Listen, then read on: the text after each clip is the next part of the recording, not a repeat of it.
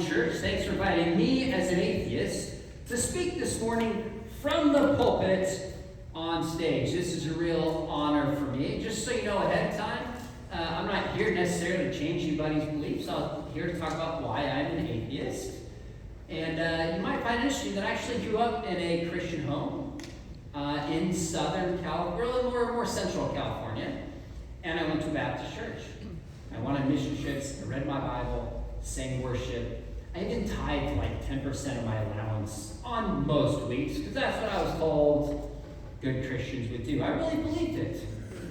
But then when I was in high school, maybe 16, 17 years old, I had this friend, we debate sports, we debate politics, and we debate religion, and she asked me some questions I'd never really thought about. First thought was, well, the Bible said. Then I thought, well, my parents and my pastor taught me this. And then I thought, honestly, I really don't know what I'm talking about. I'm going to read some books. I'm going to find some smart professors on YouTube and watch their videos. And to be honest with you, I came to the conclusion that there's no evidence God exists. There's no reason to think the Bible's true. It's full of far too many errors and contradictions and, frankly, immoral teachings like slavery and genocide that come from a holy God. And I'm not even sure Jesus existed, maybe. But the idea that he rose from the grave is just patterned after these other ancient stories. Nothing really unique about Christianity. And so I became an atheist. And it was tough at first. A lot of my friends and family were disappointed and upset. But over time, it was really liberating to not follow and embrace kind of these myths I had been told growing up and just kind of face reality as it is. So I look at it like this, and then we'll open up for whatever questions you'd like to ask. Do you remember the stories of the ancient Greco-Roman gods? Do you remember the story Zeus and Poseidon? When they couldn't explain why it was raining, what did they say was the cause? The gods are crying. Or why does the ground move? Why are there earthquakes? The gods are angry, right? Notice their thinking. They didn't understand how the natural world worked. So they punted, so to speak, to a supernatural explanation. This is called God in the gaps. When you can't explain something, you fill it with a God and put God in the gaps.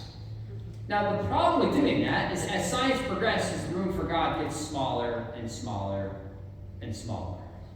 And so things you said God used to do, it's like, oops, now we understand that there's a scientific explanation for it. Now look, if the God of the gaps gives you purpose, gives you meaning, I'm not here to steal that from you. I just think if people say it's true, and the rest of us should believe it, you should have some good evidence that this is actually true.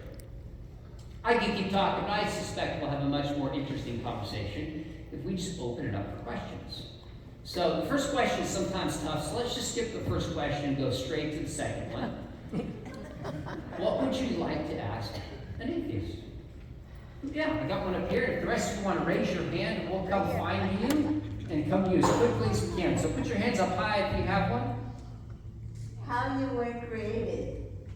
Okay, so I don't believe we were created because the idea of creation implies a creator, right? Can you see how the question is kind of loaded that assumes we were created?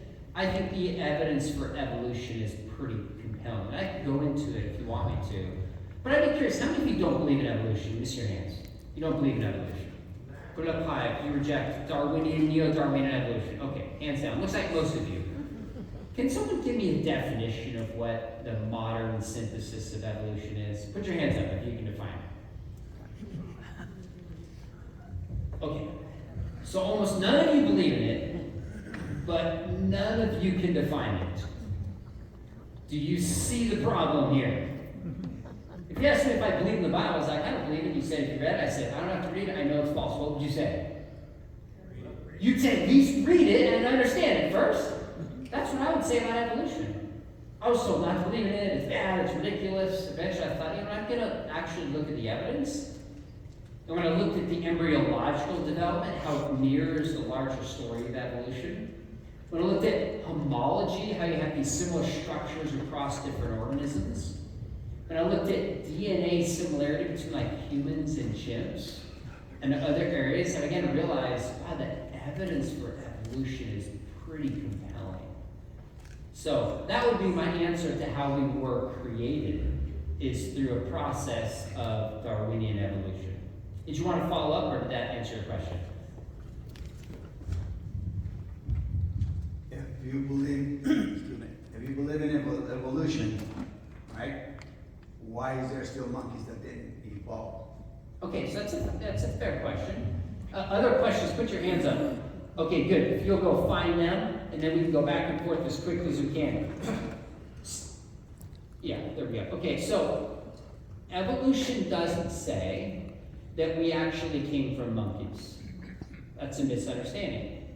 Us and monkeys share a common ancestor that would have been closer than, say, our common ancestor with, like, jellyfish. Obviously, that's way in the past.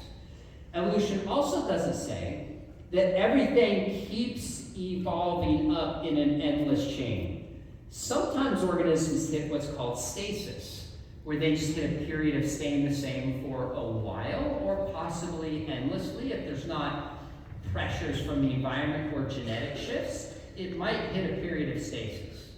So we would expect there still to be monkeys and other kinds of organisms that just simply haven't evolved like we have for a range of reasons. So what we see actually fits exactly with what Darwin predicted. Let's go up here, and then back. So I have two. Previously you mentioned seeing different things in the DNA, which to you says evolution, but couldn't it also be the signature or the fingerprint of a designer? And then second is, how has your life changed for the better or the worse when you left Christianity and then adopted atheism? Okay, so it's interesting to say, could it be a creator? Well, actually, stay here with them if you don't mind until I'll have the other one so we can go back and forth. Thank you for moving ahead. So when we say, could it be a creator? I mean, it could be anything. It could be grandma under my bed, right? So the interesting question is not, could it be something, but where does the evidence point towards? And some of like the mistakes that we see in DNA and some of the mutations point towards chance and blindness and purposelessness, not towards an intelligent mind. So I would say, sure, it's possible. Now, I can give you reasons why I think the Christian God is impossible, but we can come back to that if somebody wants to know. The second question, you said, how's my life changed for the better or worse? It's not the answer you're expecting, but whether my life is better or worse is irrelevant to what is true. I actually suspect you would agree with me that we shouldn't believe things that necessarily make or we think make our life better if they're not true. Right? There's a lot of false things I could believe that would make my life better. Like I could believe a lot of things about my bank account that aren't true that would make, I guess you could say that wouldn't make my life better, but at least I would think it was better. So we should believe things that are true, not that necessarily make us better. But I actually think our lives are always objectively better when we align ourselves with reality rather than believe certain myths. So I guess I'd say, if you believe life is infinite, then infinity minus 100 years is still infinity. 100 years has no significance because you still have infinity. But if you only have 100 years, this is all you have, it makes you savor every meal, value every friendship, and make things count while you're here. So it's actually made me value life more.